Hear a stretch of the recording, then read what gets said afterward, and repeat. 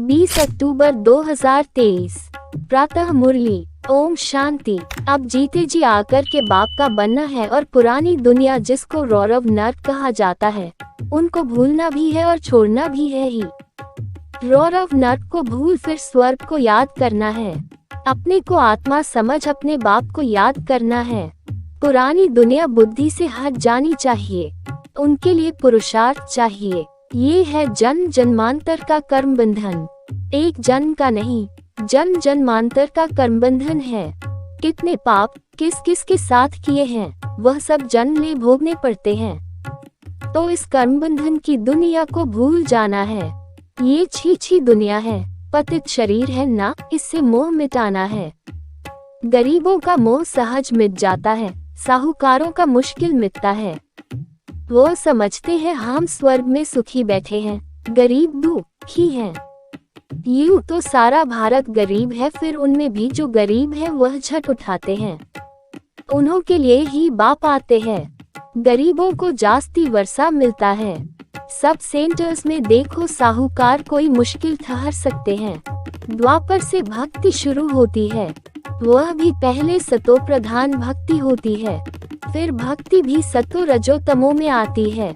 व्यभिचारी होने से भक्ति फिर गिरती जाती है। अब ये जानना और किसको समझाना तो बहुत सहज है।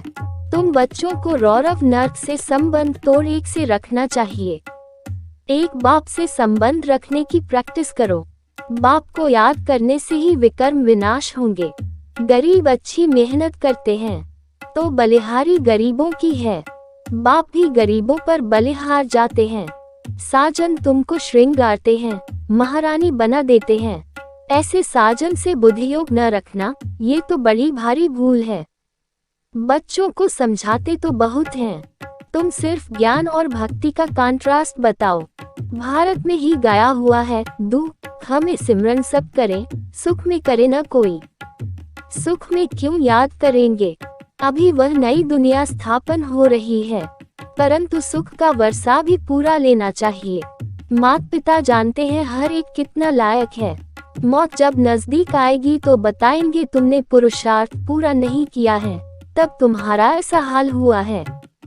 वह भी बताएंगे कि तुम किस किस्म की प्रजा में जाएंगे, किस किस्म के नौकर चाकर बनेंगे, सब बताएंगे।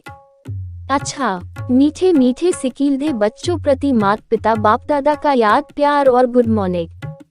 रूहानी बाप की रूहानी बच्चों को नमस्ते। धारणा के लिए मुख्य सार, एक एक के साथ सर्व संबंध रख बुद्धियोग अनेक बंधनों से निकाल लेना है। एक के साथ पक्की सगाई करनी है, बुद्धियोग भटकाना नहीं है। दो बाप समान मुरलीधर बनना है, मैंने अच्छी मुरली चलाई इस अहंकार में नहीं आना है। बादल भरकर वर्षा करनी है, पढ़ाई की है तो सेंटर जमाना है। वरदान, बाप को सामने रख ईर्ष्या रूपी पाप से बचने वाले विशेष आत्मा भाव। ब्राह्मण आत्माओं में हम शरीक होने के कारण ईर्ष्या उत्पन्न होती है। ईर्ष्या के कारण संस्कारों का टक्कर होता है, लेकिन इसमें विशेष सोचो कि यदि हम शरीक किसी विशेष कार्य के निमित्त बना है तो उनको निमित्त बनाने वाला कौन? बाप को सामने लाओ तो ईर्ष्या रूपी माया भाग जाएगी। अगर किसी की बात आपको अच्छी नहीं लगती है तो शुभ भावना से ऊपर दो, ईर्ष्या वश नहीं। आपस में रेस करो, रीस नहीं तो विशेष आत्मा बन जाएंगे। स्लोगन, बाप को अपना साथी बनाकर माया के खेल को साक्षी हो देखते चलो।